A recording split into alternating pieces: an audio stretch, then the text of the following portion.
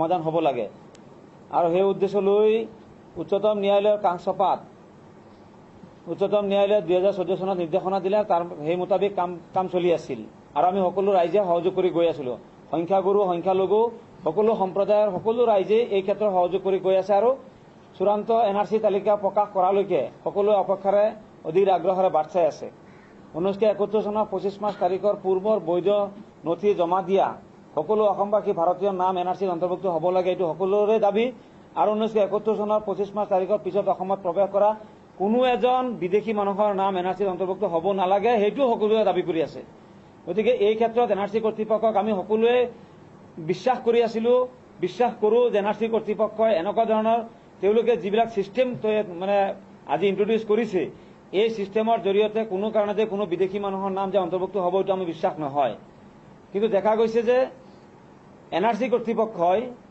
মাননীয় উচ্চতম ন্যায়ালয়ৰ কিছু অগোচৰত সময়ে সময়ে তেওঁলোকে কিছুমান নোটিফিকেশন জাৰি কৰি দিয়ে যিবিলাক নোটিফিকেশন জাৰি কৰাৰ কাৰণে কিছু জটিলতাৰ সৃষ্টি হয় আৰু মানুহৰ মনত কিছুমান প্ৰশ্ন জাগ্ৰত হৈ যায় আৰু মানুহ কিছু আতংকিত হৈ যায় কিছু বিভ্ৰান্তিত পৰি যায় যে এইবিলাক কি হ'ব গৈ আছে উচ্চতম ন্যায়ালয়ে যিখিনি বিষয় আমি অৱগত কৰিব লগা আছিল আমি এই বিষয়বিলাক অৱগত কৰিছো আজি যিবিলাক বিষয় আমাৰ প্ৰেছ নোটত উল্লেখ কৰিছো আমি 12টা এটা কুৱেশ্যন ৰেজ কৰিছো এই 12টা কুৱেশ্যন আমি এনআৰচি কৰ্তৃপক্ষ বা ভাৰত চৰকাৰ বা অসম চৰকাৰৰ পৰা আমি জবাব বিচাৰি থকা নাই প্ৰত্যক্ষভাৱে তেওঁলোকে যদি জবাব দিয়ে ভাল হ'ব অসমবাসী ৰাইজক আশ্বস্ত কৰিব পাৰিব আজি অসমবাসী ৰাইজৰ মাজত যি উগুল তুগুল এক পৰিৱেশৰ সৃষ্টি হৈছে মনত যি উগুল তুগুল পৰিৱেশ এই উগুল তুগুল পৰিৱেশটো নোহোৱা কৰিবৰ কাৰণে এই কুৱেশ্যনবিলাকৰ যদি আনসাৰ এনআৰচি কৰ্তৃপক্ষ বা অসম চৰকাৰ বা ভাৰত চৰকাৰে যদি সঠিকভাৱে দি দিয়ে তেতিয়াহ'লে নিশ্চিতভাৱে আমাৰ মানুহবিলাক আশ্বস্ত হ'ব আৰু মানুহৰ মনত থকা এই কুৱেৰিবিলাক নোহোৱা হৈ যাব কিন্তু আমি বিচাৰিছো যে এই কুৱেশ্যনবিলাক আজি আপোনালোকক আমি ইয়াতে একত্ৰিত কৰিছো সংবাদ মেলা আয়োজন কৰিছো এই কাৰণেই যে এই কুৱেশ্যনবিলাক আজি অসমবাসী ৰাইজে অৱগত হোৱাটো উচিত অসমবাসী ৰাইজে জনা উচিত যে প্ৰকৃতাৰ্থত এনআৰচি অথৰিটিয়ে এনআৰচিৰ গোটেই প্ৰক্ৰিয়াটোত তেখেতসকলে লোৱা স্ববিৰোধী যিবিলাক স্থিতি আছে এই স্ববিৰোধী স্থিতিখিনি আমি অসমবাসী ৰাইজক অৱগত কৰিবৰ কাৰণে আমি আগবাঢ়িছো গতিকে আমি যিবিলাক কুৱেশ্যন ৰেজ কৰিছো এই কুৱেশ্যনবিলাকৰ ভিতৰত প্ৰথম কুৱেশ্যন হৈছে যে যিটো ৰুল 2003 যিটো ৰুল আৰু এটা মডেলিটিজ এপ্ৰুভেল কৰা এটা মডেলিটি যিটো নেকি ৰাজ্য চৰকাৰে কেবিনেট সাব কমিটিৰ জৰিয়তে অসমৰ যিমান ষ্টেক হোল্ডাৰ আছে আছুৰ পৰা আৰম্ভ কৰি আমছু বিভিন্ন দল সংগঠনৰ লগত আলোচনা কৰি এটা মডেলিটিজ তৈয়াৰ কৰা হৈছিল যে এই মডেলিটিজৰ আধাৰত এনআৰচিখন প্ৰস্তুত কৰা হ'ব ঠিক তেনেকৈ মহামান্য উচ্চতম ন্যায়ালয়ে কিছুমান নিৰ্দেশনা দি দিছিল সেই মডেলিটিজৰ উপৰিও সেই নিৰ্দেশনাসমূহক মানে মানি চলি এনআৰচিখন হ'ব বুলি আমি সকলো ৰাইজে আশা পালি আছিলো আৰু আমি সহযোগ কৰি গৈ আছিলো আৰু সেই মডেলিটিজতো আছে উচ্চতম ন্যায়ালয়ৰ নিৰ্দেশনাতো আছে যে 1951 চনৰ এনআৰচিৰ কপি ৰাজহুৱা কৰিব লাগে লিগেচি হিচাপে আৰু 1971 চনলৈকে যিমান ভোটাৰ তালিকা আছিল গোটেই ভোটাৰ তালিকাবিলাক প্ৰকাশ কৰিব লাগে কিন্তু আমি এই বিষয়ে এনআৰচি কৰ্তৃপক্ষক ভাৰত চৰকাৰৰ ভাৰতৰ মহাপঞ্জীয়ক কেন্দ্ৰীয় চৰকাৰৰ গৃহ সচিব বিভিন্ন পৰ্যায়ৰ মন্ত্ৰীক আমি এই বিষয়ে বিভিন্ন সময়ত আমি মেমৰেণ্ডাম দিছো আমি অৱগত কৰিছো যে 1971 চনলৈকে প্ৰকাশিত সকলো ভোটাৰ তালিকা প্ৰকাশ কৰিব লাগে কাৰণ কাৰোবাৰ নাম 1971 চনত নাথাকিলেও 1970 চনত থাকি যাব পাৰে কাৰোবাৰ নাম 1965 চনত নাথাকিলে তেওঁৰ নাম ভোটাৰ তালিকা 1972 চনৰ ভোটাৰ তালিকা থাকিব পাৰে গতিকে এনেকুৱা ধৰণৰ জটিলতাসমূহ আমি যেতিয়া উত্থাপন কৰিছিলো আৰু এনআৰচি কৰ্তৃপক্ষ আমাক এটা এছুৰেঞ্চ দিছিল যে যিবিলাক আমি প্ৰকাশ কৰিব পৰা নাই যদি কোনো ৰাইজৰ হাতত সেই তেনেকুৱা ধৰণৰ ডকুমেণ্ট আছে চাৰ্টিফিকেট কপিয়ে হওক বা তেনেকুৱা ভোটাৰ তালিকা আছে সেই ভোটাৰ তালিকাসমূহ আবেদনৰ লগত গাঁঠি যদি তেওঁলোকে আবেদন কৰে তেতিয়াহ'লে সেই আবেদনসমূহ আমি ভেৰিফিকেশ্যন কৰি আমি মানি ল'ম বা গ্ৰাহ্য কৰি ল'ম কিন্তু শেহতীয়াভাৱে এই একে এনআৰচিৰে একেজন কোঅৰ্ডিনেটৰ শ্ৰীযুত প্ৰতীক হাজেলা ডাঙৰীয়াই যোৱা 1 তাৰিখৰ দিনাখন যিটো নোটিফিকেশ্যন জাৰি কৰিছে সেই নোটিফিকেশ্যনত তেখেতে স্পষ্টভাৱে এইটো অগ্ৰাহ্য কৰি দিছে যে যিসকল লোকে এনেকুৱা ধৰণৰ ভোটাৰ তালিকা দিছে এনআৰচিৰ এপ্লিকেশ্যনৰ লগত যিবিলাক ভোটাৰ তালিকাৰ কপি ডিচি অফিচবিলাকত পাবলৈ নাই কিন্তু সেইবিলাক চাৰ্টিফাইড কপি হয় ডিচি অফিচে চাৰ্টিফাই কৰি এইবিলাক দিয়া দিছিল এটা সময়ত সেইবিলাক তেওঁলোকে ৰেকৰ্ড ৰাখিব পৰা নাই সেইসমূহ আইনগতভাৱে বিধিসন্মত নহয় বুলি তেওঁ এটা নোটিফিকেশ্যন জাৰি কৰিছে আৰু এই নটিফিকেশ্যনৰ পিছত আমি যিমান দূৰ খবৰ পাই আছো গাঁও লেভেলৰ অফিচাৰসকলে সেই তেনেকুৱা আবেদনসমূহ খাৰিজ কৰি আছে, নাকচ কৰি আছে। গতিকে এইটো স্ববিৰোধী এটা স্থিতি গ্ৰহণ কৰিছে এন আৰ চি কৰ্তৃপক্ষই। এবাৰ ক'ব যে আপোনালোকে এই কাগজ দি এপ্লিকেশ্যন কৰক, আকৌ এন আৰ চি পৰ্যায়টো শেষ পৰ্যায় পোৱাৰ লগে লগে আজি 30 জুন তাৰিখত এন আৰ চিখন প্ৰকাশ পাবলৈ আগবাঢ়ি আছে। আমি সকলোৱে আশাবাদী আছো। আৰু আজি 1 মে তাৰিখৰ দিনাখন তেওঁ যিটো নটিফিকেশ্যন দিছে সেই নটিফিকেশ্যনত সেই কাগজবিলাক খাৰিজ কৰিবৰ কাৰণে তেওঁ ডাইৰেক্টলি নকলে ইনডাইৰেক্টলি তেওঁ কথাখিনি কৈছে যে লিগেলি নট এডমিছিবল বুলি, বিধিসন্মত নহয় বুলি কৈ দিছে। গতিকে এইটো স্ববিৰোধী কথা কৈছেতো। গতিকে আমি কুৱেশ্যন কৰিছো যে এই কথাটো যে 1971 চনৰ 24 মাৰ্চলৈকে কিয় গোটেইখিনি ভোটাৰ তালিকা প্ৰকাশ কৰা নহল, ইয়াৰ আচলতে প্ৰকৃতাৰ্থ কাৰণ কি? আজি মানুহবিলাক কিয় আজি বিপদত পৰিব লগা হৈছে? আমি কোৱা নাই যে 1971 চনৰ পিছত অসমত প্ৰৱেশ কৰা এজন মানুহৰ নাম অন্তৰ্ভুক্ত হওক, এইটো আমি কেতিয়াও কোৱা নাই আৰু কেতিয়াও নকওঁ আমি। আৰু আমি যদি কৰবাত আমি পাওঁ তেনেকুৱা মানুহ আমি নিজে আঙুলিয়াই দিম এইবিলাক উলিয়াই দিবৰ কাৰণে। গতিকে এইখিনি কথা স্পষ্ট কথা আমাৰ। গতিকে মহামান্য গুৱাহাটী উচ্চ ন্যায়ালয়ে 2/5/2017 তাৰিখত এবছৰ আগত, আজিৰ পৰা এবছৰ আগত যি এটা জাজমেণ্ট প্ৰদান কৰিছিল, মিনাতুল অলপ পিছত দিয়া, যি জাজমেণ্ট দিছিল সেই জাজমেণ্টত স্পষ্টভাৱে কৈছে, গুৱাহাটী উচ্চ ন্যায়ালয়ে কৈছে, বৰ্ডাৰ পুলিচক কৈছে, বৰ্ডাৰ পুলিচৰ এছপিক কোৱা হৈছে যে আপুনি ইনভেষ্টিগেশ্যন কৰক। কাক কৰিব? যিসকল বিদেশী বুলি ঘোষিত হৈছে, বিদেশী বুলি ঘোষিত হোৱা লোকৰ পৰিয়ালৰ বাকী লোকসকলৰ ক্ষেত্ৰতো আপুনি পৰীক্ষা নিৰীক্ষা ভেৰিফিকেশ্যন কৰক। কৰি যদি প্ৰয়োজন হয় তেতিয়াহ'লে তেওঁলোকৰ বিৰুদ্ধে আপুনি বিদেশী ন্যায়াধীকৰণলৈকে ৰেফাৰেন্স পঠিয়াব পাৰে প্ৰয়োজন সাপেক্ষে বুলি এই জাজমেণ্টত উল্লেখ কৰা হৈছে। কিন্তু এন আৰ চি কৰ্তৃপক্ষই শ্ৰী প্ৰতীক হাজেলাই যিটো বিষয় তেওঁলৈ কোনো ধৰণৰ ডিৰেকশ্যন দিয়া নাই, যিটো বিষয় দিছে বৰ্ডাৰ পুলিচলৈকে ডিৰেকশ্যন, সেই জাজমেণ্টটো তেখেতে নিজৰ গাত টানি লৈ 2 তাৰিখৰ দিনাখন এটা নটিফিকেশ্যন জাৰি কৰিছে যে যিসকল লোক বিদেশী হিচাপে ঘোষিত হৈছে তেওঁলোকৰ পৰিয়ালৰ কাৰো নাম এন আৰ চিত আহিব নালাগে, গোটেই মানুহৰ নাম হোল্ডত ৰাখিব লাগে, পেণ্ডিং ৰাখিব লাগে বুলি তেওঁ নটিফিকেশ্যন দিছে। গতিকে আমাৰ কুৱেশ্যন হৈছে এইটো যে যিটো বিষয় উচ্চ ন্যায়ালয়ে এন আৰ চি কৰ্তৃপক্ষক কোৱাই নাই, এই বিষয়টো এন আৰ চি কৰ্তৃপক্ষই এতিয়া কিয় ক'ব লগা হৈ আছে? আৰু আটাইতকৈ ডাঙৰ বিষয়টো হৈছে এই নটিফিকেশ্যনটো দিয়াৰ পিছত সমতাৰ অধিকাৰ, যিটো মৌলিক অধিকাৰ, যিটো ভাৰতীয় সংবিধানে আমাক দিছে আৰ্টিকল 14ত স্পষ্টভাৱে কৈছে যে সকলোৰে কাৰণে সকলো ধৰণৰ অধিকাৰ, সমান অধিকাৰ থাকিব। আজি আপোনাৰ কাৰণে এটা অধিকাৰ আৰু মোৰ কাৰণে এটা অধিকাৰ নাথাকিব। আজি ভাৰতবৰ্ষত ভাৰতীয় সংবিধানে কৈছে 14 নম্বৰ যিটো অনুচ্ছেদ, আজি এই 14 নম্বৰ অনুচ্ছেদ ভাইলেশ্যন হৈছে বুলি আমি স্পষ্টভাৱে অভিযোগ কৰিব বিচাৰো। এইকাৰণে কৰিব বিচাৰো যে 17 চনৰ ডিচেম্বৰ মাহৰ 31 তাৰিখে 1,90,00,000 মানুহৰ নাম ইতিমধ্যে এন আৰ চিত আহি গৈছে। নাম আহি গৈছে, তেওঁলোকৰ নাম গ'ল, বাকী ৰৈ গৈছে মাত্ৰ 1,39,00,000 মানুহৰ নাম। 1,39,00,000 মানুহৰ ক্ষেত্ৰত আজি এটাৰ পিছত এটাকৈ নটিফিকেশ্যন জাৰি কৰি এওঁলোকৰ লগত যে বৈষম্য কৰি আছে এটা স্পষ্ট প্ৰমাণ আমি পাই আছো। 2 তাৰিখৰ নটিফিকেশ্যন, 1 তাৰিখৰ নটিফিকেশ্যন, এইবিলাক নটিফিকেশ্যন দি এই যে 1,39,00,000 মানুহ যিসকল বাকী ৰৈ গৈছে তেওঁলোকৰ লগত যে এটা স্পষ্টভাৱে বৈষম্য কৰি আছে, তেওঁলোকৰ লগত যে আমাৰ অনুচ্ছেদ আৰ্টিকল 14 যে ভায়োলেট কৰি আছে এইটো স্পষ্ট প্ৰমাণিত হৈ আছে। গতিকে আমাৰ কথা স্পষ্ট, আমি কৈছো যে 31/12/2017 তাৰিখে এন আৰ চিৰ আংশিক খচৰা প্ৰকাশ পায়। আংশিক খচৰা প্ৰকাশৰ আগতে 2/5/17 চনৰ গুৱাহাটী উচ্চ ন্যায়ালয়ৰ নিৰ্দেশনা কিয় কাৰ্যকৰী কৰা নহল, এইটো এটা প্ৰশ্ন মানুহৰ মাজত, আজি বহুত ৰাইজৰ মাজত এই কুৱেশ্যনটো আহিছে। এইটো আগতে হ'ব লাগিছিল, সেইটো আগত নকৰি এতিয়া কিয় কৰিব লগা হৈ আছে, এই কুৱেশ্যনবিলাক মানুহৰ মনত আহি আছে। 31/12/2017 তাৰিখে আংশিক খচৰা প্ৰকাশৰ পিছত এন আৰ চিৰ ৰাজ্যিক সমন্বয়কে 1/5 আৰু 2/5 যিটো মই ইতিমধ্যে কৈ গৈছো এই নিৰ্দেশনাবিলাক জাৰি কৰাৰ কাৰণ কি? Citizenship act 1955, citizenship rules 2003, approval modalities and SOP মতে আৰু মহামান্য উচ্চতম ন্যায়ালয়ৰ নিৰ্দেশনা আৰু তত্বাৱধানত এন আৰ চিৰ কাম অসমত চলি আছে। ঠিক অনুৰূপ ধৰণে সমান্তৰালকৈ ফৰেনাৰ্ছ এক্ট 1946 আৰু ফৰেনাৰ্ছ ট্ৰাইব্যুনেল অৰ্ডাৰ 1964 সেই অনুসৰি অসমৰ সীমান্ত আৰক্ষীয়ে বিদেশী চিনাক্তকৰণ আৰু বহিষ্কাৰ কৰিবৰ কাৰণে তেওঁলোকেও তন্নকৈ পৰীক্ষা কৰি আছে আৰু সেইবিলাক ফৰেনাৰ্ছ ট্ৰাইব্যুনেলৰ জৰিয়তে বিদেশীবিলাক চিনাক্ত কৰি থকা হৈ আছে। দুটা বিষয়, এটা বিষয় হৈছে যে সিটিজেনশিপ এক্ট অনুসৰি এনআৰচিৰ কাম চলিব, তাতে কোন কোন নাগৰিক হয় সেইবিলাক চিনাক্তকৰণ চলিব তাতে এনআৰচিৰ ক্ষেত্ৰত।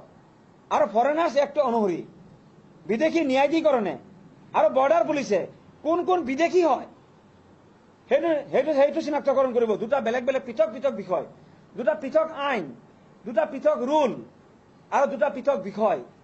এতিয়া আমি দেখা পাইছো, আমাৰ অনুমান হৈ আছে, আমি অনুভৱ কৰি আছো, অসমবাসী ৰাইজে অনুভৱ কৰি আছে যে আজি এনআৰচি কৰ্তৃপক্ষই 1955 চনৰ নাগৰিকত্ব আইন আৰু 1946 চনৰ বিদেশী আইনটোক একাকাৰ কৰিব বিচাৰি আছে। নাগৰিক কোন চিনাক্তকৰণ কৰিব গৈ বিদেশী কোন চিনাক্তকৰণ কৰিবৰ কাৰণে তেওঁলোকে উঠি পৰি লাগিছে।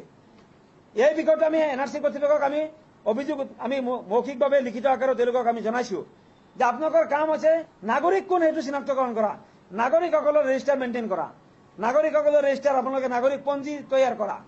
আপোনালোকে বিদেশী কোন এই বিষয়ত কিয় মনোনিৱেশ কৰি আছে? আৰু এই বিষয়ত মনোনিৱেশ কৰিব গৈ সমগ্ৰ এনআৰচিৰ প্ৰক্ৰিয়াটোক আপোনালোকে জটিলতাৰ ফালে ঠেলি দি আছে। আৰু অসমবাসী ৰাইজে যেনেকুৱা ধৰণৰ স্বচ্ছ নিকা এনআৰচি বিচাৰি আছিল, সেই স্বচ্ছ নিকা এনআৰচিৰ ক্ষেত্ৰত আপোনালোকে বাধাৰ সৃষ্টি কৰি আছে বুলি আমি এনআৰচি কৰ্তৃপক্ষক আমি স্পষ্টভাৱে অভিযোগ উত্থাপিত কৰিছো। তেখেতসকলে কোনো ধৰণৰ জবাব দি থাকিব পৰা নাই। সেইকাৰণে আজি আপোনালোকৰ জৰিয়তে এই কুৱেশ্যনটো আমি অসমবাসী ৰাইজৰ কাৰণে আমি উত্থাপন কৰিছো। অসমবাসী ৰাইজে অৱগত হৈ থাকক যে এনআৰচি কৰ্তৃপক্ষ আচলতে কৰি আছে কি, যিটো আমি বিচাৰি আছিলো, অসমীয়া ৰাইজে বিচাৰি আছিলো, সেই ক্ষেত্ৰত কিমানখিনি তেওঁলোকে কৰি আছে। ঠিক তেনেকৈ সিটিজেনশিপ এক্টৰ সেকশন 3 জন্মসূত্ৰে ভাৰতীয় নাগৰিকত্ব লাভ কৰিব পাৰে বুলি এইটো আজিৰ তাৰিখতো সমগ্ৰ ভাৰতবৰ্ষতে প্ৰযোজ্য হৈ আছে। এই কথাখিনি, এই সেকশন 3ৰ কথাখিনি আজিলৈকে এনআৰচি কৰ্তৃপক্ষই ৰাজহুৱাভাৱে এই বিষয়টো বহলভাৱে প্ৰচাৰ কৰা নাই, যাৰ কাৰণে আজি 2 বছৰীয়া সন্তান, 2 বছৰীয়া কেঁচুৱা এজনৰ নামো এনআৰচিত অন্তৰ্ভুক্ত নোহোৱাকৈ আছে, লিংকেজ চাৰ্টিফিকেট দিব নোৱাৰাৰ কাৰণে। আজি সেই 2 বছৰীয়া যিজন কেঁচুৱা, এই কেঁচুৱাজনৰ বাৰ্থ চাৰ্টিফিকেট নাই, কিবা কাৰণতে বাৰ্থ চাৰ্টিফিকেট ওলাব পৰা নাই। তেওঁ দিছে ইমিউনাইজেশ্যন কাৰ্ডখন, যিটো বেজী মাৰা কাৰ্ড, এইটো দিছে। এই বেজী মাৰা কাৰ্ডটো 1 তাৰিখৰ নটিফিকেশ্যনত হাজেলা ডাঙৰীয়াই কৈছে যে দিছ ইজ নট লিগেলি এডমিছিবল, যাৰ কাৰণে এই বেজী মাৰা কাৰ্ডটো অগ্ৰাহ্য কৰি আছে। 2 বছৰীয়া সন্তান, মাত ফুটা নাই, তেওঁ বাংলাদেশৰ পৰা আহিব পাৰে নেকি? মাক বাপেকে সাক্ষী প্ৰদান কৰি আছে মোৰ সন্তান, আমাৰ সন্তান বুলি। মাক বাপেকে সাক্ষী প্ৰদান কৰাৰ পিছতো একমাত্ৰ লিংকেজ স্থাপনৰ ডকুমেণ্ট দিব পৰা নাই কাৰণেই এই 2 বছৰীয়া সন্তানৰ, 3 বছৰীয়া সন্তানৰ নাম এনআৰচি অন্তৰ্ভুক্ত হৈ থকা নাই। গতিকে সিটিজেনশিপ এক্টৰ সেকশন 3ত স্পষ্টভাৱে কৈছে যে জন্মসূত্ৰে ভাৰতীয় নাগৰিকত্ব লাভ কৰিব পাৰে। গতিকে এই 2 বছৰীয়া সন্তানজন বাংলাদেশৰ পৰা যে আহিব পাৰিব, এই কথাটো কোনো এজন বিবেকবান মানুহে এইটো মানি ল'ব নোৱাৰে। কিন্তু আমাৰ এনআৰচি কৰ্তৃপক্ষই নিৰ্দেশনাৰ তেওঁলোকৰ অভাৱৰ কাৰণে আজি এনআৰচিৰ এই তলৰ লেভেলৰ অফিচাৰসকলে তেনেকুৱা বাচ্চা মানুহৰ নামো এনআৰচিৰ পৰা ড্ৰপ দি আছে। এইটো আমি বিভিন্ন সূত্ৰত আমি বিভিন্ন সময়ত বিভিন্ন ধৰণৰ টেলিফোনত আমি খবৰবিলাক পাই আছো, ভুক্তভোগী আমাক জনাই আছে। গতিকে এইবিলাক যে তেওঁলোকে কামবিলাক কৰি আছে, এইবিলাক হৈছে সম্পূৰ্ণৰূপে স্ববিৰোধী কাম, এইবিলাক হৈছে সম্পূৰ্ণৰূপে আইনৰ প্ৰভিজনৰ বিৰোধী কাম। গতিকে এই কথাবিলাক আমি অসমবাসী ৰাইজৰ জ্ঞাতাৰ্থে আপোনালোকৰ জৰিয়তে আমি ৰাইজক জনাব বিচাৰি আছো। ইয়াৰ পিছত বিবাহিত মহিলাৰ ক্ষেত্ৰত যি গাঁও পঞ্চায়তৰ প্ৰমাণ পত্ৰ পৰীক্ষণৰ সময়ত মাননীয় উচ্চতম ন্যায়ালয়ে গাঁও পঞ্চায়তৰ প্ৰমাণ পত্ৰক বাহাল ৰাখিছে, আমি সকলোৱে অৱগত, আমি সকলোৱে জানো। মাননীয় উচ্চতম ন্যায়ালয়ে কৈছে যে গাঁও পঞ্চায়তৰ প্ৰমাণ পত্ৰক যেতিয়া পৰীক্ষণ কৰা হ'ব তেতিয়া আপোনালোকে তন্নতন্নকৈ পৰীক্ষা কৰক। 2টা বস্তু পৰীক্ষা কৰিব দিছে। দ্য ইছুইং অথৰিটিক পৰীক্ষা কৰিছে, whether the issuing authorities issued that particular certificate or not, এইটো পৰীক্ষা কৰিব দিয়া হৈছে। আৰু পৰীক্ষা দিয়া হৈছে the contents of the panchayat certificate, whether the contents of the panchayat certificate is correct, true or false, এইটো পৰীক্ষা কৰিব দিয়া হৈছে। আজি তাৰিখত যিটো পৰীক্ষণ চলি আছে, আজি পৰীক্ষণৰ পৰ্যায় শেষ হ'ব, 18 তাৰিখে শেষ হ'ব। এই পৰীক্ষণ প্ৰক্ৰিয়া আৰম্ভ কৰাৰ আগত এপ্ৰিল মাহত যেতিয়া পৰীক্ষণ প্ৰক্ৰিয়া আৰম্ভ হৈছিল, সেই সময়ত এনআৰচি কৰ্তৃপক্ষই এটি গাইডলাইন তৈয়াৰ কৰিছিল, SOP তৈয়াৰ কৰিছিল। সেই SOPত তেওঁলোকে যিবিলাক গাইডলাইন নিয়মাৱলী তেওঁলোকে লিপিবদ্ধ কৰি এই পৰীক্ষা যিসকল লৈ আছে তেওঁলোকক দিছিল, তাতে যিবিলাক নিয়ম নীতি আছে আমি এইবিলাক আদৰণি জনাইছিলো। আমি কৈছো যে আপোনালোকে তৈয়াৰ কৰা গাইডলাইনৰ জৰিয়তে আপোনালোকে যদি পৰীক্ষা কৰে আমাৰ কোনো ধৰণৰ আপত্তি নাথাকিব, আমি সহযোগ কৰি গৈ থাকিম। কিন্তু দেখা গৈছে যে তেওঁলোকে নিজাববীয়াকৈ কিছুমান ভাৰ্বেলি মৌখিকভাৱে তেওঁলোকে সেই আগতে বনোৱা গাইডলাইনৰ উপৰিও মৌখিকভাৱে কিছুমান গাইডলাইন বনাই লৈছে, যেনে 2015 চনৰ পূৰ্বৰ পিতৃৰ নাম থকা সংযোগী নথি তেওঁলোকে ইয়াতে প্ৰদৰ্শন কৰিব লাগিব। যদি 2015 চনৰ আগত কাৰোবাৰ 2015 চনৰ আগত যদি এনেকুৱা পিতৃৰ নাম থকা সংযোগী নথি থাকিলেহেঁতেন, তেতিয়াহ'লে কোনো মহিলাই দিয়ক না, প্ৰেছ ৰিলিজ দিয়ক না, কোনো মহিলাই NRCত এই পঞ্চায়তৰ গাঁও পঞ্চায়তৰ চাৰ্টিফিকেট জমা নিদিলেহেঁতেন। আজি তেওঁলোকৰ একো ডকুমেণ্ট নাই কাৰণে তেওঁলোকে গাঁও পঞ্চায়ত চাৰ্টিফিকেট জমা দিছে, আৰু অসম চৰকাৰ কেন্দ্ৰীয় চৰকাৰে সেইখিনি বিবেচনা কৰিছিল সেইবিলাক লোকৰ কাৰণে যিসকলৰ 2015 চনৰ আগত তেনেকুৱা ধৰণৰ কোনো ডকুমেণ্ট নাই লিংকেজ স্থাপন কৰিবৰ কাৰণে। গতিকে এই যে NRC কৰ্তৃপক্ষই তেওঁলোকে এটা গাইডলাইন বনাই দিলে, আৰু তেওঁলোকে স্ববিৰোধ কৰি পিনে তেওঁলোকে নতুন কৰি আকৌ 2015 চনৰ আগৰ যিটো কোনো লিখিত আকাৰত তেওঁলোকে দিব পৰা নাই, যিটো উচ্চতম ন্যায়ালয়ৰ কোনো ধৰণৰ অনুমতি নাই, মৌখিকভাৱে এইটো প্ৰচাৰ কৰি দিছে। আজি বেছিভাগ মানুহৰ নামে NRC অন্তৰ্ভুক্ত নোহোৱাৰ এটা সম্ভাৱনা দেখা দিছে। গোটেই গাঁৱে গাঁৱে আজি এটা আতংকময় পৰিৱেশৰ সৃষ্টি হৈ গৈছে। আজি গোটেই মানুহে আজি টোপনি নিদ্ৰাহৰণ হৈ গৈছে যে আমি গাঁও পঞ্চায়ত চাৰ্টিফিকেট দিলো, উচ্চতম ন্যায়ালয়ত গোচৰ কৰিলো, উচ্চতম ন্যায়ালয়ে ভাল ৰাখিব দিলে, আৰু 2015 আগত লাগে বুলি তেওঁলোকে স্পষ্টভাৱে কৈ আছে। গতিকে এই বিষয়বিলাক অৰিজিনেল দিব।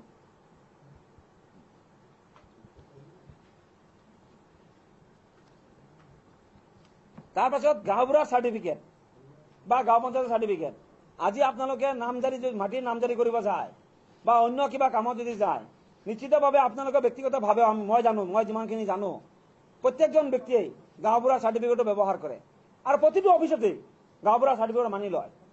কোনো কাৰণতে গাঁওবুঢ়াৰ চাৰ্টিফিকেট অগ্ৰাহ্য নকৰে কোনো অফিচতে, আমি এতিয়ালৈকে পোৱা নাই।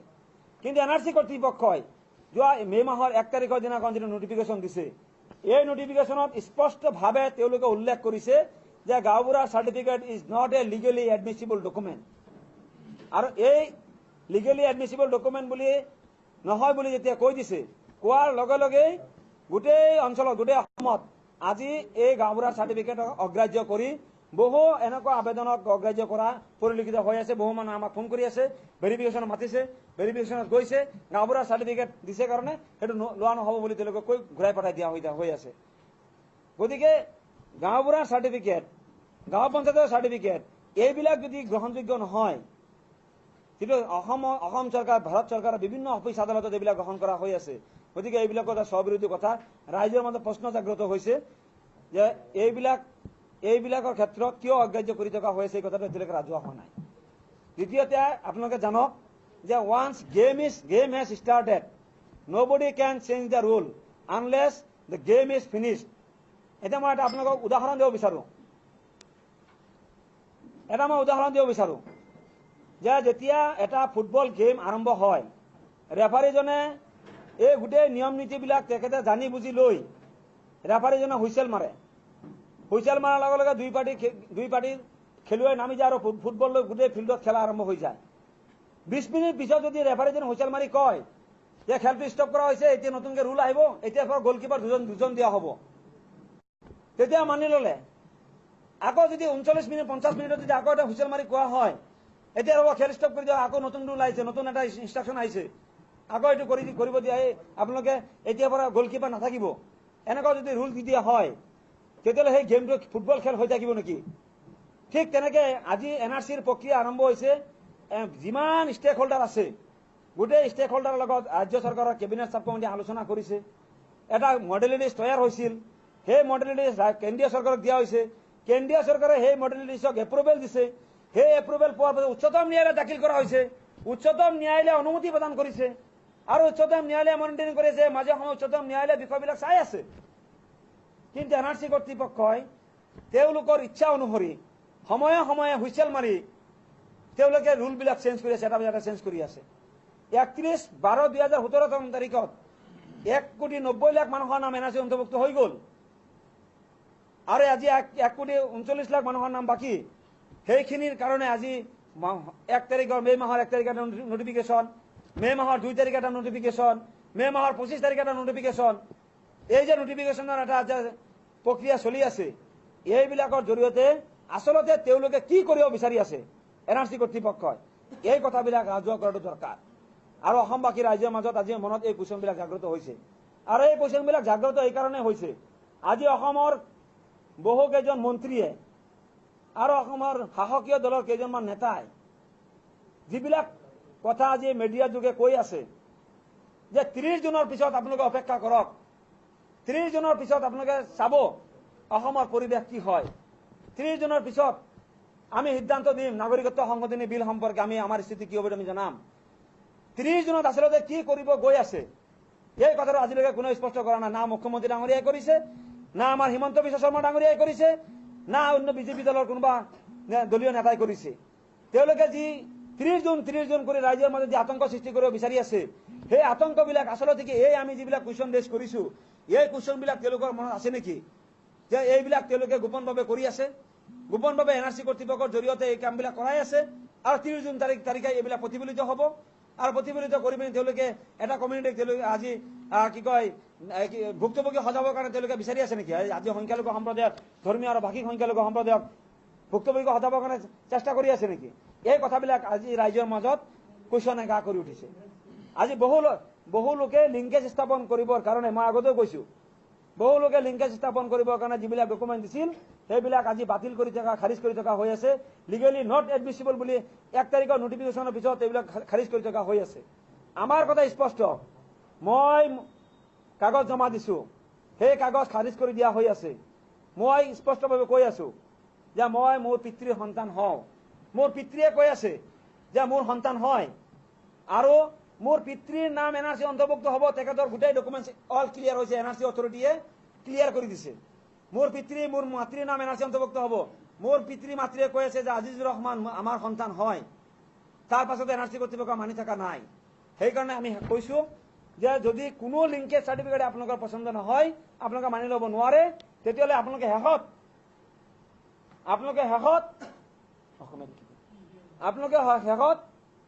এটা কাম কৰিব লাগিব সেইটো হৈছে ডিএনএ টেষ্ট কৰিব লাগিব মই সকলোৰে ক্ষেত্ৰত ডিএনএ টেষ্ট কৰিব লাগে বুলি কোৱা নাই যিসকলৰ লিংকেজ চাৰ্টিফিকেট এটা পিছত এটাকে দি থকাৰ পিছতো গ্ৰহণযোগ্য হৈ থকা নাই তেওঁলোকৰ ক্ষেত্ৰত একে চূড়ান্ত পৰ্যায়ত ডিএনএ টেষ্ট কৰা হওক যদি ডিএনএ টেষ্টত তেওঁ সেই পিতৃ মাতৃৰ সন্তান বুলি প্ৰমাণিত হয় তেতিয়াহ'লে তেওঁৰ নাম এনআৰচিত আহিব লাগে আৰু যদি যিবিলাক পিতৃ মাতৃৰ নাম ইতিমধ্যে এনআৰচিৰ নাম অন্তৰ্ভুক্ত হৈ গৈছে 31/12/2017 তাৰিখৰ লিষ্টত কিছুমান পিতৃ মাতৃৰ নাম উঠি গৈছে তেওঁলোকৰ সতি সন্ততিৰ নাম এনআৰচিত আহি থকা নাই সেই তেওঁলোকৰ ক্ষেত্ৰত ডিএনএ টেষ্ট কৰা হওক ডিএনএ যদি তেওঁলোকে প্ৰমাণিত হয় উঠিব যদি ডিএনএ প্ৰমাণিত নহয় উঠিব নালাগে আমিও তেতিয়া তেওঁলোকৰ হয় কোনো ধৰণৰ এডভোকেচি নকৰোঁ আমাৰ কথা ক্লিয়াৰ এই কথাখিনি আমি কৈছো ইয়াৰ পিছত আৰু কুৱেশ্যন ৰেইজ হৈছে মানুহৰ মনত আজি ইচ্ছাকৃতভাৱেই হওক বা অনিচ্ছাকৃতভাৱেই হওক আবেদনকাৰীয়ে কিছু ভুল কৰিছে সেইবিলাক নাকচ কৰি আছে আৰু এনআৰচি কৰ্তৃপক্ষই এটা প্ৰভিজন দিছে যে খচৰা প্ৰকাশ কৰাৰ পিছত ক্লেইমছ এণ্ড অবজেকশ্যন এটা পিৰিয়ড দিয়া হ'ব সেই সময়ত তেওঁলোকে ক্লেইম কৰিব পাৰে ৰিক্লেইম কৰিব পাৰিব যে মই ভুলকে দিছিলো মোৰ শুদ্ধ নথি এইটো মোৰ নামটো অন্তৰ্ভুক্ত কৰা হওক এটা প্ৰভিজন এটা আছে কিন্তু আজি বহু ক্ষেত্ৰত দেখা পাইছো আমি যে এনআৰচি কৰ্তৃপক্ষই তেওঁলোকৰ ইচ্ছাকৃতভাৱে আৰু তেওঁলোকৰ কিছু অফিচাৰে নাজানাকে হলেও এইটো অনিচ্ছাকৃতভাৱে ক'ব পৰা যায় তেওঁলোকৰ জ্ঞানৰ অভাৱৰ কাৰণে বহু লোকৰ নাম তেওঁলোকে ড্ৰপ দি আছে যে পিছত আহিব আপোনালোকৰ নাম পিছত হ'ব এইবিলাক এতিয়া নাহে পিছত আহিব আপোনালোকৰ নাম ক্লেইমত আপোনালোকে কৰি ল'ব বিপদ নাযায় শুদ্ধভাৱে ভেৰিফিকেশ্যন নকৰে ইচ্ছাকৃতভাৱে কিছুমান মানুহৰ নাম ড্ৰপ পেলাব যত্ন কৰি আছে আমাৰ কথা হৈছে এতিয়া কুৱেশ্যন হৈছে এইটো ৰাইজৰ মনত কুৱেশ্যন জাগ্ৰত হৈছে আজি কমপ্লিট ড্ৰাফ্ট লিষ্ট যদি 30 তাৰিখে ওলাই যায় 1 তাৰিখৰ পৰাই ক্লেইমছ এণ্ড অবজেকশ্যনৰ কামটো আৰম্ভ হৈ যাব গতিকে যিসকলক ইচ্ছাকৃতভাৱে বাদ দিয়া হৈ আছে তেওঁলোকৰ যদি ক্লেইমছ এণ্ড অবজেকশ্যনত যায় তেওঁলোকৰ কাৰণে নতুন কৰি আৰু এটা এডিশ্যনেল খচৰা তালিকা প্ৰকাশ কৰিব লাগে এইকাৰণে খচৰা তালিকা প্ৰকাশ কৰিব লাগে কাৰণ সেইবিলাক মানুহে ক্লেইম এপ্লিকেশ্যনৰ সময়তো বহু লোকৰ আকৌ ভুল হ'ব পাৰে যাতে আকৌ তেওঁলোকে আৰু এটা সুযোগ পায় নামখিনি অন্তৰ্ভুক্ত কৰিবৰ কাৰণে বা শুদ্ধভাৱে এপ্লিকেশ্যন কৰিবৰ কাৰণে কাৰণ আজি আমাৰ অসমত 100% লোক শিক্ষিত হোৱা নাই আজি আমাৰ কিমান পাৰ্চেণ্ট লোক শিক্ষিত হৈছে গাঁও অঞ্চলৰ বেছিভাগ মানুহ শিক্ষিত বুজি নাপায় এই ক্লেইম এপ্লিকেশ্যনটোৱে ভালকে ফৰ্ম ফিল আপ কৰিব নোৱাৰিব সেইসকলৰ কাৰণেও আজি এডিশ্যনেল খচৰা তালিকা প্ৰকাশ কৰিব লাগে সেই চূড়ান্ত তালিকা প্ৰকাশ কৰাৰ আগত এই কথাটো আমি আমাৰ মানে কুৱেশ্যন জাগ্ৰত হৈছে। অসমবাসী ৰাইজক আমি আপোনালোকৰ জৰিয়তে এই কথাখিনি আমি শ্বেয়াৰ কৰিব বিচাৰিছো। আমাৰ কথা স্পষ্ট, শুদ্ধ ৰাষ্ট্ৰীয় নাগৰিকপঞ্জী অসমবাসীয়ে বিচাৰি আছে, শুদ্ধ ৰাষ্ট্ৰীয় নাগৰিকপঞ্জী হ'ব লাগিব। এই এনেকুৱা ধৰণৰ যিবিলাক জটিলতা আজি NRC কৰ্তৃপক্ষই তেওঁলোকে এবাৰ নটিফিকেশ্যনত এটা ক'ব, পিছৰবাৰ আকৌ নটিফিকেশ্যন এটা দিব। এই যি স্ববিৰোধী তেওঁলোকে স্থিতি গ্ৰহণ কৰি আজি গোটেই প্ৰক্ৰিয়াটোক এটা জটিল সৃষ্টি কৰি দি আজি সাহসীয় পক্ষক এটা সুযোগ প্ৰদান কৰি দিছে যে 30 জুনলৈকে অপেক্ষা কৰক, 30 জুনলৈকে অপেক্ষা কৰক। এই যি এটা ক্লামজি এটা পৰিৱেশ সৃষ্টি কৰিছে, আজি CRPF আনিব লগা পৰিৱেশ সৃষ্টি কৰিবৰ কাৰণে তেওঁলোকে কি কয় কেন্দ্ৰীয় চৰকাৰ আলোচনা কৰি আছে। আজি বিভিন্ন জাগাত অসম চৰকাৰৰ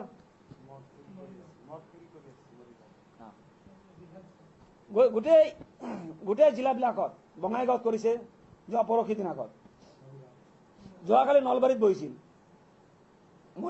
মৰিগাঁৱত আজি পৰা 4-5 দিন আগত তেওঁলোকে মক ড্ৰিল নে কি কয়, তেওঁলোকে ৰিহাৰ্চেল যিটো আমাৰ সহজ ভাষাত যিটো ৰিহাৰ্চেল কৰি আছে তেওঁলোকে মুভ কণ্ট্ৰল কৰিবৰ কাৰণে। যদি ভাৰতীয় মানুহৰ নাম কৰ্তন নকৰে 1971 চনৰ 25 মাৰ্চ তাৰিখৰ পূৰ্বৰ এজন মানুহৰ নামো যদি ড্ৰপ নকৰে, যিটো মুখ্যমন্ত্ৰী ডাঙৰীয়া বাৰে বাৰে কৈ থাকে, যিটো সভাপতি হাজেৰা ডাঙৰীয়া বাৰে বাৰে কৈ থাকে, তেতিয়াহ'লে কাক প্ৰতিৰোধ কৰিবৰ কাৰণে এনেকুৱা ধৰণৰ মক ড্ৰিল বা ৰিহাৰ্চেল বা কিবা ড্ৰোন মন কিবা তেওঁলোকে যে অস্ত্ৰ পাতি আনি আছে, CRPF আনি আছে, কাৰ কাৰণে আনি আছে? যদি ভাৰতীয় মানুহৰ নাম ড্ৰপ নেপেলায়, বিদেশীৰ নাম যদি ড্ৰপ পেলায়, কোন বিদেশীৰ সাহস আছে আমাৰ অসমত তেওঁলোকে আন্দোলন কৰিব? কোন বিদেশীৰ সাহস আছে? আমি ইমান দল সংগঠন আছো, আমি অসমত ইমান ৰাইজ আছো, আমাৰ গাঁৱত আমাৰ টাউনত কোনজন বিদেশীয়ে আজি ইয়াতে বুকু ফুলাই তেওঁলোকে আন্দোলন কৰিব? আৰু সেই আন্দোলন কণ্ট্ৰল কৰিবৰ কাৰণে এইবিলাক ৰিহাৰ্চেল কৰিব লাগিব, এই CRPF আনিব লাগিব।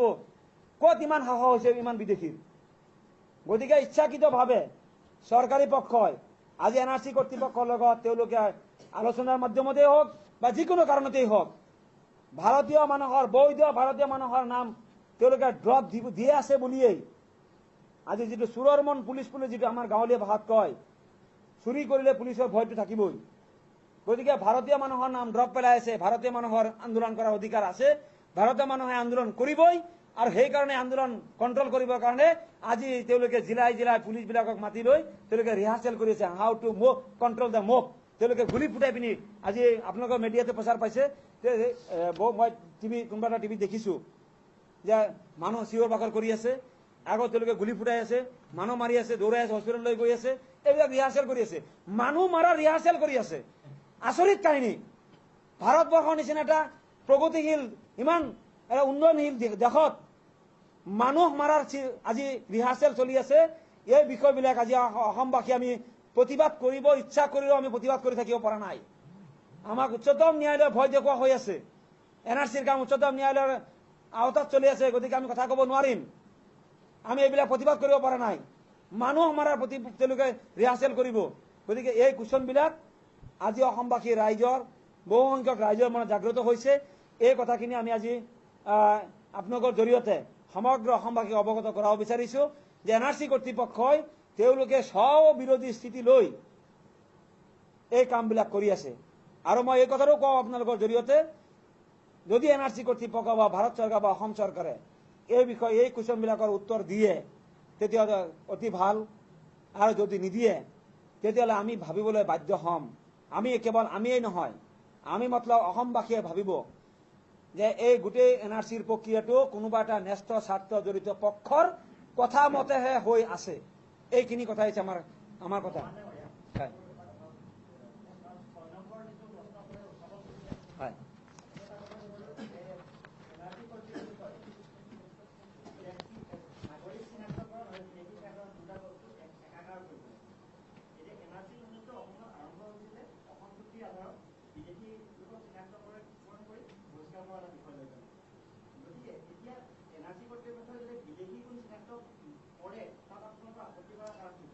বিদেশী কোন চিনাক্তকৰণ ক্ষেত্ৰত আমাৰ কোনো আপত্তি নাই।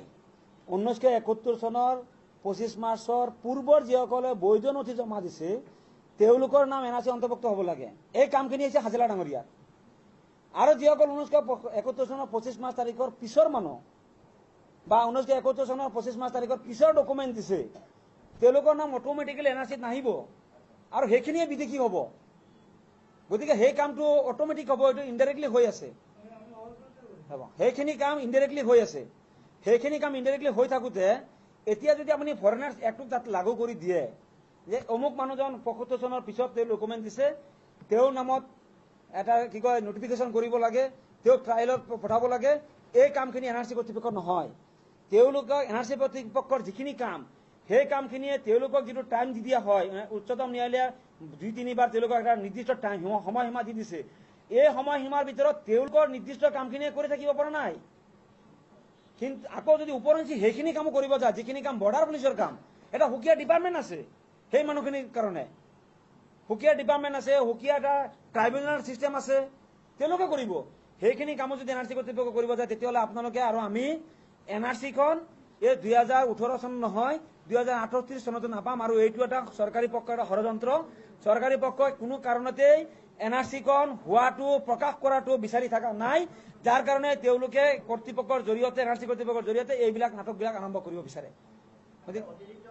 অতিৰিক্ত কামখিনি আমি NRC কৰ্তৃপক্ষক দিব নিবিচাৰো, এইটো দিয়া উচিত নহয়।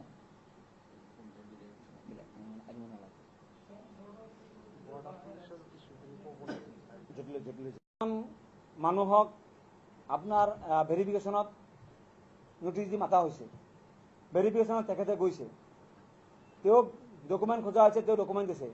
পৰহিদিন আগত মোৰ টেলিফোনত এটা ফোন আহিছে,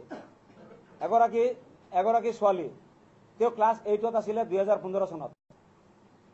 তেওঁ তেতিয়া লিংকেজ স্থাপন কৰিবৰ কাৰণে, পিতৃৰ লগত লিংকেজ স্থাপন কৰিবৰ কাৰণে তেওঁ ক্লাছ 7 পাছ চাৰ্টিফিকেট যদি ME স্কুলৰ পৰা দিছিল, সেইটো জমা দিছে।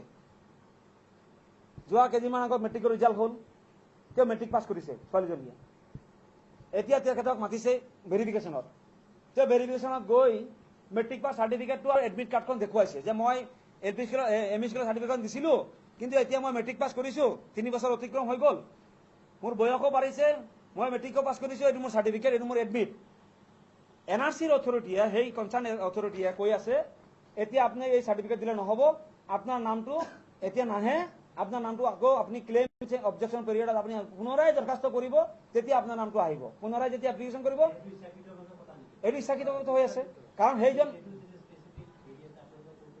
না আমি কথাবিলাক NRC কৰ্তৃপক্ষক টাইম টু টাইম অৱগত কৰি আছো। আমি সপ্তাহত এবাৰ দুবাৰ NRC কৰ্তৃপক্ষক এই বিষয়বিলাক আমি সাক্ষাৎ কৰি অৱগত কৰাই আছো, আৰু উচ্চতম ন্যায়ালয়তো বিষয়বিলাক আমি অৱগত কৰি আছো। দুৰ্ভাগ্যৰ বিষয় আজি যোৱা 18 তাৰিখৰ পৰা, যোৱা মাহৰ 18 তাৰিখৰ পৰা, এই মে' মাহত উচ্চতম ন্যায়ালয় বন্ধ হৈ আছে, গৰমৰ বন্ধ হৈ আছে, আৰু জুলাই মাহৰ 1 তাৰিখে বন্ধ, 1.5 মাহ বন্ধ। এই যিবিলাক লেটেষ্ট যিবিলাক কাহিনী, এই কাহিনীবিলাক আমি উচ্চতম ন্যায়ালয়ত অৱগত কৰি থাকিব পৰা নাই। আৰু সেইকাৰণে আমিতো আগত আপোনালোকক মাতা নাই, আমি যে এতিয়া মাতিছোঁ, এইকাৰণে মাতিছোঁ। আমি NRC অথৰিটিৰ পৰা আৰম্ভ কৰি, আমি অসমৰ চিফ ছেক্ৰেটাৰীৰ পৰা আৰম্ভ কৰি, প্ৰিন্সিপাল ছেক্ৰেটাৰীৰ পৰা আৰম্ভ কৰি, আমি সকলোকে, যিমান কৰ্তৃপক্ষ আছে এক্সিকিউটিভ লাইনত, আমি সকলোকে বিষয়বিলাক জনাই আছোঁ, কিন্তু আমি কোনো কাৰ্যকৰী ফল পাই থকা নাই। মাক বাপেকৰ নাম আহিছে, মাক বাপেকক ভেৰিফিকেশ্যনত ক্লিয়াৰ বুলি কৈ দিছে, কিন্তু সেই সন্তানজন মেট্ৰিক পাছ চাৰ্টিফিকেট দিয়াৰ পাছতো কৈ আছে যে নহ'ব, আপুনি ME স্কুলটো দিছে সেইটো নট এডমিছিবল। এনেকুৱা হাজাৰ আছে। এনেকুৱা আপোনালোকেও যদি অলপমান ইনভেষ্টিগেশ্যন কৰা পাব, আপোনালোকে এনেকুৱা হাজাৰ আছে।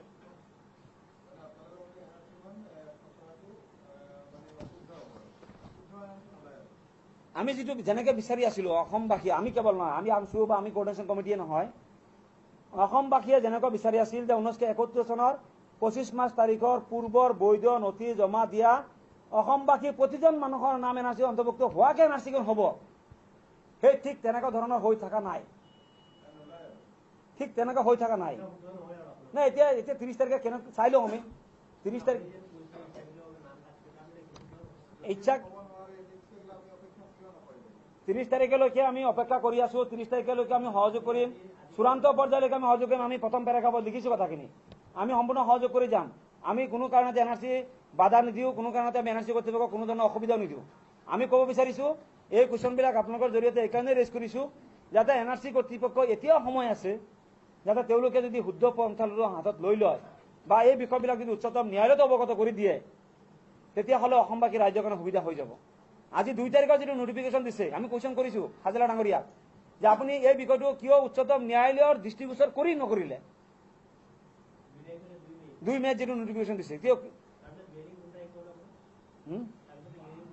কোনটো হোৱা নাই না 2 তাৰিখৰ নটিফিকেশ্যনটো দিছে, কিন্তু 29 এপ্ৰিলত নহয় শুনক 2 তাৰিখৰ নটিফিকেশ্যনটো দিছে 2017 চনৰ, মানে এবছৰ পূৰ্বৰ হাইকোৰ্টৰ এটা জাজমেণ্টৰ ওপৰত গতিকে হাইকোৰ্টে যে 2017 চনত এটা জাজমেণ্ট দিছিল, এই কথাটো যোৱা এবছৰত উচ্চতম ন্যায়ালয়ৰ কমচে কম 12-13টা হিয়াৰিং হৈ গৈছে। নাই, আমি দাখিল কৰিছো। এটা উচ্চতম ন্যায়ালয়ৰ গোচৰ তোলাৰ ক্ষেত্ৰত আপোনালোকে এটা জানি থোৱা উচিত, উচ্চতম ন্যায়ালয়ত এটা গোচৰ দাখিল কৰিলে মিনিমাম এমাহ সময় লাগে সেইটো লিষ্টত আহোঁতে। আমি দাখিল কৰি থৈছো, সেইটো আমি চেষ্টা কৰিছো যে ভেকেশ্যন কোৰ্টত আনিবৰ কাৰণে, কিন্তু ভেকেশ্যন কোৰ্টত সেইটো এলাউ কৰি থকা নাই। হয়, আমি কৰিছো।